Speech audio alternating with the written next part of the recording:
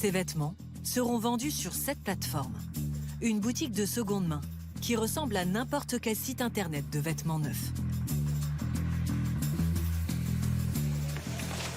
Oh là là, ça déborde, ça déborde, ça déborde. On va vous aider. Hop. Voilà. Bon, bah, c'est beaucoup de colis aujourd'hui. Aude est la fondatrice de Smala. À 8 mois de grossesse, la chef d'entreprise met encore la main à la pâte. Dans ce camion, les colis envoyés directement par les parents. Les parents sont vraiment nos fournisseurs. Donc ça c'est notre or à nous. Voilà. On est toujours un peu débordés ici, de toute façon. En fait, ça ne s'arrête jamais.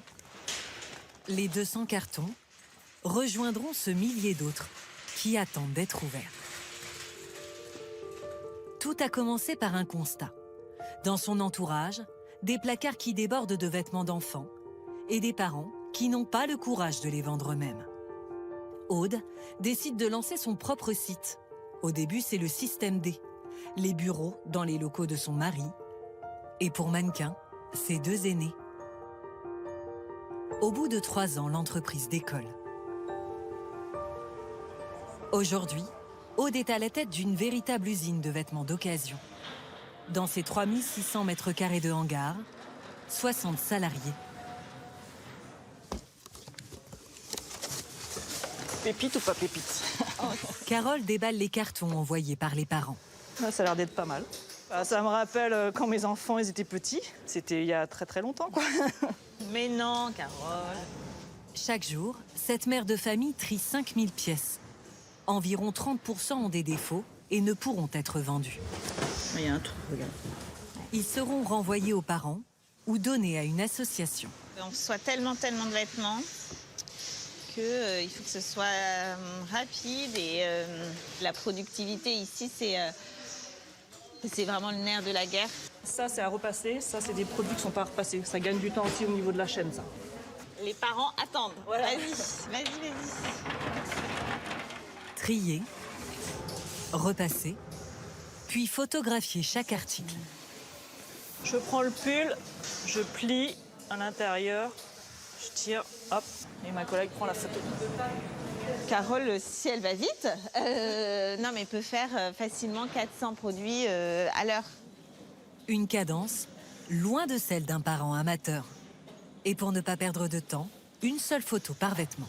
Là, t'as un pli qui apparaît là. Donc attention avec l'étiquette. Cette photo est super importante parce que ça va être ce qui va faire que le produit va être vendu ou non. Si on ne s'aperçoit pas bien de la couleur, etc., il ne sera pas vendu.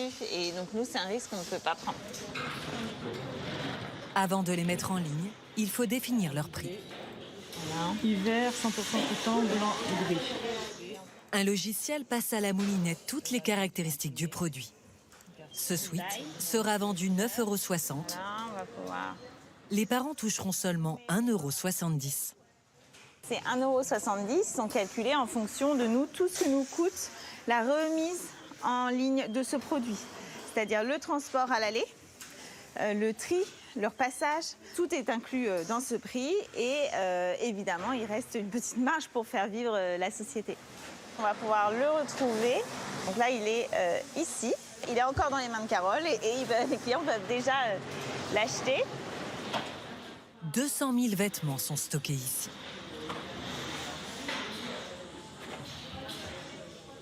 Dès qu'il y a une commande, Clara se charge de dénicher les articles dans cette caverne d'Alibaba. Je cherche un petit gilet qui se trouve en ZK2. Ça peut faire tourner la tête au début. C'est rangé correctement à sa place, mais parfois il peut y avoir des petits couacs. Clara prépare 6 commandes par heure. Tout est fait pour qu'on aille le plus vite possible. Sur une grosse journée, moi, ça m'est arrivé de faire facilement 6 à 8 000 pas dans la journée.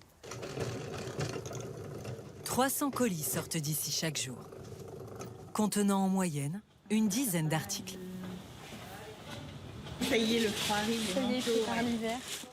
Normalement, l'achat de seconde main, vous achetez un article par un article. Nous, vous allez pouvoir tout acheter sur un seul site comme le neuf. C'est ce qui va faire que notre modèle il va fonctionner. On a besoin de faire un peu de ce qu'on appelle du volume en fait pour s'y retrouver économiquement. On va le mettre en haut. Aude a même créé une catégorie sur son site, les imparfaits. Bordeaux. Une façon pour elle de gagner de l'argent, même sur les vêtements, avec de petits défauts.